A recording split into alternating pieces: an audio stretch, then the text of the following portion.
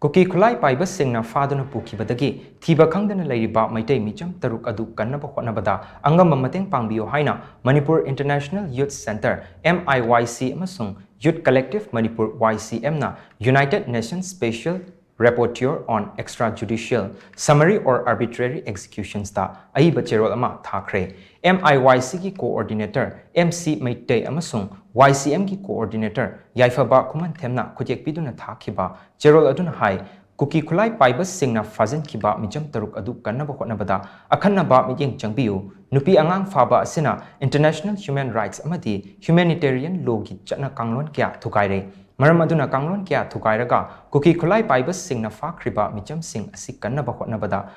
United Nations Special Rapporteur on Extrajudicial Summary or Arbitrary Executions na Government of India da taksinduna investigation chathahanbiyu amadi makhoigi langla langzil thidok hanbiyu masigi mathakta micham sing asi tekta kaidana thadoraknaba appeal ama issue tawbaga loinana mari leinaba international framework ki makhada lokhatfam thokpa khongthang khudingmak lokhatnaba tharang tawbiyu haina su Cherol aduna palli